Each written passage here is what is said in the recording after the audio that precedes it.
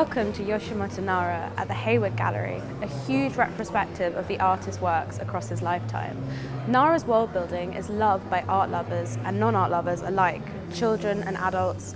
His childlike imagination has been allowed to run free in this show, and we have a collection of a huge amount of his works from across his lifetime. Nara, who's in his 60s, made this work, No Place Like Home, in 2008. Nara is obsessed with his own childhood, which he sees as a time of loneliness and isolation, but also play and creativity. This work is an homage to that time in his life spent in Japan, but it's also a children's playhouse converted into an artist's studio. The lights are on, papers are scattered, music is playing. It's like he's only just left. The music's playing here, so I'm going to talk a little bit louder. It's part of the installation, and it's also part of Nara's love of popular culture.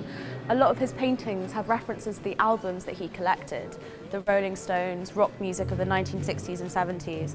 You can see his whole collection on the wall here.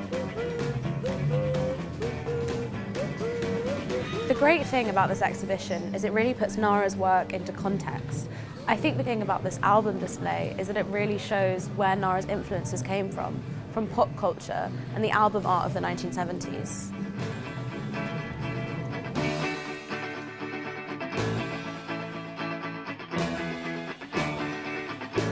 Nara is constantly depicting these figures, which he actually identifies with as self-portraits, and they're always young girls with these melancholic expressions that are really mysterious.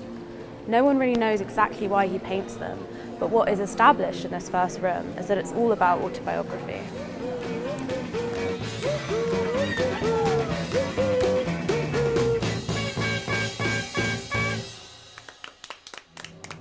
This work, Miss Margaret from 2016, is a really good example of Nara's characteristic style. He subverts the Japanese notion of Kawaii, which just means cute, into these figures who are slightly creepy. He's a 60-year-old man, so he's not actually a child, but he kind of paints like one, and his subject matter is always preoccupied with them. You kind of wonder, why are they so popular, and what draws him towards these figures? Miss Margaret is cute, undoubtedly, but it also has this psychological intensity. It kind of looks like she's staring into your soul.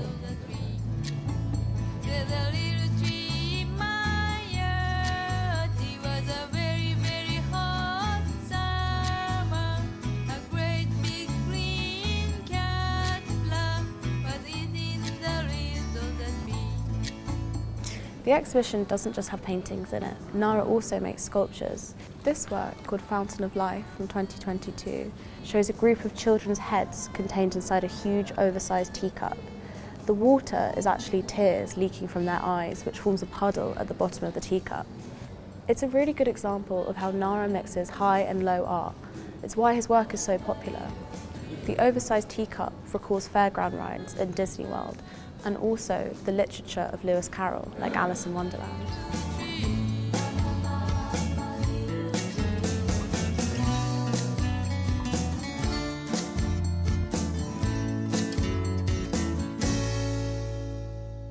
There's another facet of Nara's work which is occupied with the peace movement. He's totally anti-war, like in these paintings from the bomb shelter. He's inspired by the film Hiroshima, a film which tells the story of children who survived the atom bomb after World War II. Nara was influenced by the peace movement that came after World War II in Japan. It was a huge part of popular culture, and the music that he listened to, the folk revival and rock music, was really preoccupied with anti-war. How many seas must a white dove sail before she sleeps in the sand? The Vietnam War had a long-lasting impact on Nara's work. This piece, Missing in Action from 1999, is one of his first in which he shows a doll-like figure isolated in a blank space. Her defiant stance, staring right at the viewer, is an example of his passionate belief in the anti-war movement. How many times must a man... The title of this work, Missing in Action, is a reference to the military terminology. You might ask why Nara paints these pictures of children that are concerned with the anti-war movement. It's because children are always the first victims of conflict. Before he can hear people cry, how many deaths will it take till he knows that too many people... No one knows why Nara paints the figures that he does. No one knows why he paints children or little girls. What I do know is that Nara is incredibly popular. This exhibition is going to be visited by thousands of people, especially young people. I think it's something about the way that Nara expresses emotions, with honesty and without reserve.